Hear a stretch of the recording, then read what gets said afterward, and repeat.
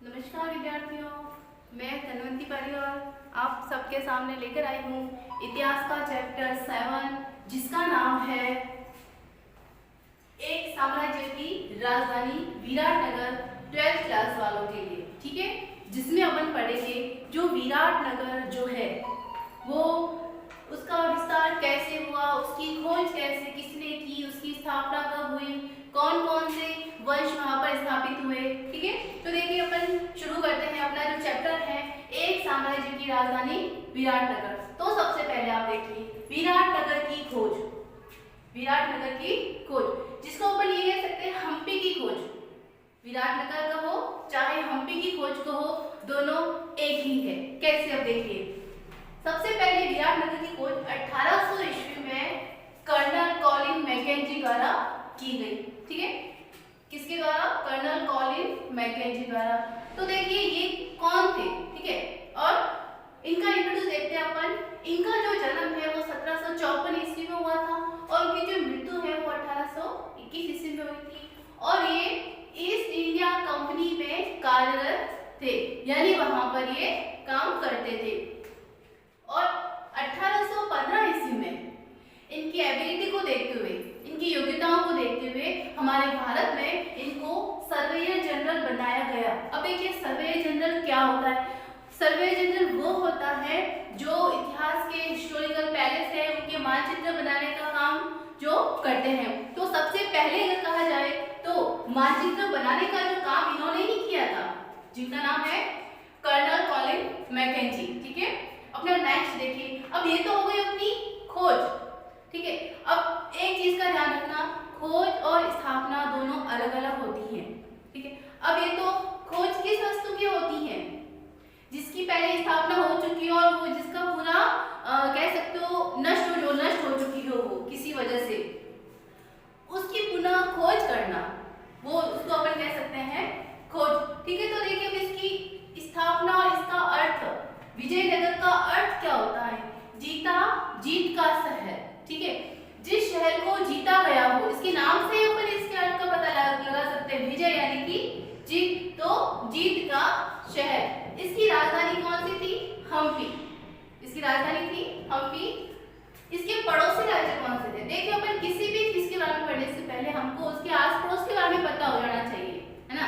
तो इस तरीके से ही जैसे पड़ोसी राज्य इसके कर्नाटक, महाराष्ट्र, आंध्र प्रदेश, ये तो था विजयनगर का क्षेत्र। और इसके पड़ोस में भी थे बीजापुर, अहमदनगर और उड़ीसा।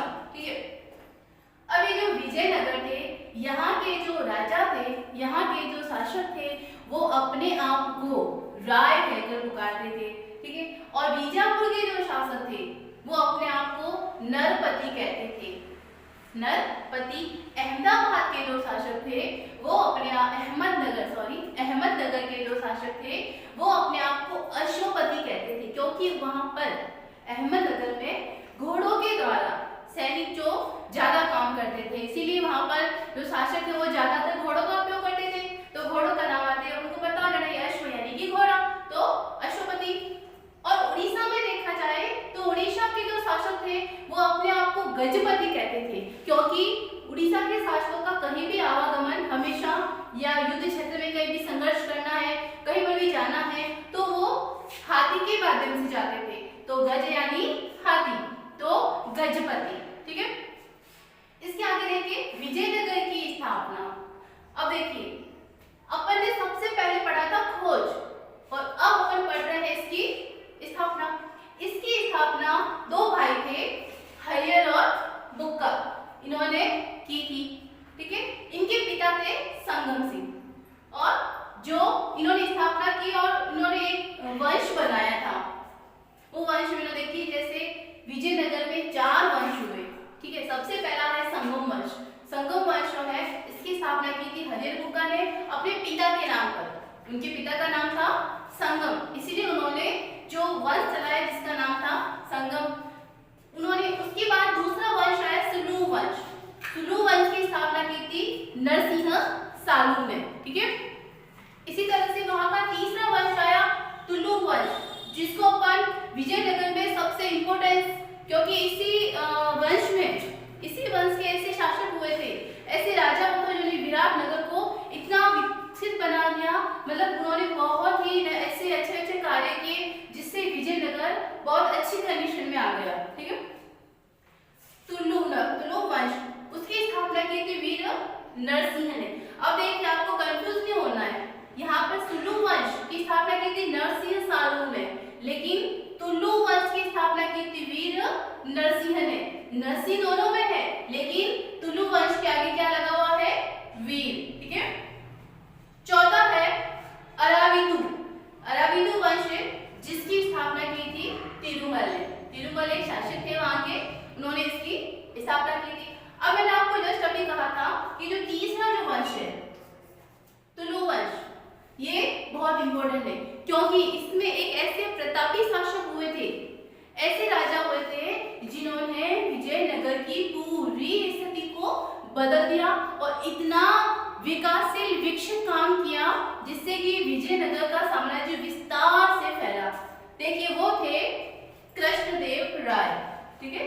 तुलु वंश के सबसे प्रतापी शासक क्या नाम था जिनका? कृष्णदेव राय। इनका जन्म हुआ था, इन्होंने जो शासन किया 1509 से लेकर 1529। इन्होंने सबसे पहले 1512 ईस्वी में, अपन ने जस्ट अभी पढ़ा था कि जो विजयनगर के आसपास के जो पड़ोसी थे, इसमें रायपुर दोआब, जिसको अपन कह सकते हैं रायपुर दोआब। दोआब का शब्द होता है दो नदियों के बीच का संगम। तो यहाँ पर कृष्णा और एक और नदी है जिसका नाम मैं आपको बताती हूँ अभी। दो नदियों के बीच के संगम को, जिसको अपन कह सकते हैं कि वहां पर तुंगभद्रा, कृष्णा और तुंगभद्रा नदियों के दोआब को इन्होंने जीत लिया था। यानी कि वहां पर पानी जो कृष्णा दोआब तुंगभद्रा नदियों से पानी काफी राज्यों में जाता था, लेकिन विजयनगर के ऐसे राजा हुए जिन्होंने अपने ये दोनों नदियों का जो दोआब है ये अपने अंडर में कर लिया पूरा ही। ठीक है। दूसरा 1514 ईस्वी में इन्होंने उड़ीसा को हराया। मैंने आपको अभी कहा था ना, ये उड़ीसा के जो शासक थे अपने आप को क्या कहते थे? गजपति। तो 1514 ईस्वी में इन्होंने उड़ीसा को हराया और 1520 ईस्वी में इन्होंने बीजापुर को भी हरा दिया। अब देखिए बीजापुर, मैंने आपको भी बताया था एक और पड़ोसी राज्य था जिसका नाम था बीजापुर। तो उन्होंने 1520 ईस्वी में बीजापुर को भी हरा दिया। अच्छा, इनको हराने के बाद इन्होंने युद्ध में इतनी विजय हासिल की, लेकिन उसके बाद भी उन्होंने अपने साम्राज्य में इतने कह सकते हैं कार्य किए, या ये एक अच्छे शासक होने के साथ साथ ये अच्छे लेखक भी थे। इन्होंने अपनी दो पुस्तकें भी लिखी जिनका नाम था अमुक्तमल्य, जो तेलुगु भाषा में लिखी गई है, और दूसरी का नाम है जाम्बवंती कल्याण, जो कि संस्कृत भाषा में लिखी गई है। और लेखन के साथ साथ इन्होंने एक प्रतिभाशाली कह सकते हो या प्रतापी शासक होने के कारण इनको एक उपाधि मिली जिसका नाम था आंध्र भोज। यानी कि जो आंध्र प्रदेश था वो उसका पूरा जो कह सकते हो शासक इनको बना दिया गया। उनको एक आंध्र प्रदेश के नाम पर इनको एक उपाधि थी जिसका नाम रखा गया आंध्र भोज। और इन्होंने इसके साथ साथ इन्होंने जल व्यवस्था, हालांकि विजयनगर में पानी की कोई कमी नहीं थी, फिर भी इन्होंने पानी को एक उचित तरीके से उपयोग करने का एक तरीका बताया। इन्होंने काफी पैसे खर्च करके इस तरह की व्यवस्था की कि जो विजयनगर के सभी जो आम जनता थी उनको जल प्राप्ति में कोई परेशानी ना हो, या आने वाले भविष्य को देखकर, विजयनगर के आने वाले भविष्य को देखकर उन्होंने जल की किस तरह की व्यवस्था की। देखिए कृष्णा तुंगभद्रा, जैसे मैंने आपको अभी बताया था 1512 ईस्वी में उन्होंने रायपुर दोआब जीता। दोआब दो नदियों के बीच का समूह, तो कृष्णा और तुंगभद्रा। कृष्णा और तुंगभद्रा नदी पर उन्होंने एक जल कुंड बनाया।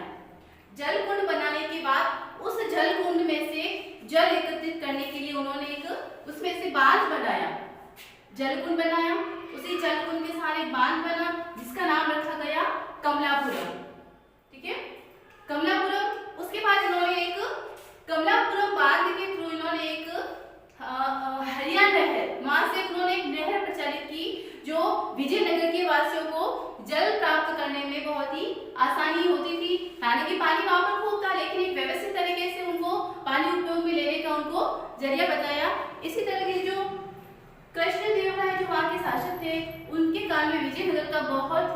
ज्यादा कह सकते हो, उन्होंने अपने नगर का ज्यादा ही विस्तार किया। ठीक है, तो आज का हमारा चैप्टर था एक साम्राज्य की राजधानी विराटनगर। ठीक है, और आज का आपका होमवर्क रहेगा, जो ये बोर्ड के ऊपर जो भी आपके सामने जो नोट्स लिखा हुआ है, इसकी आप स्क्रीनशॉट ले सकते हो, या ये इसी को वापस आपको एक रजिस्टर के अंदर नोट करना है। ये आपका आज का होमवर्क है।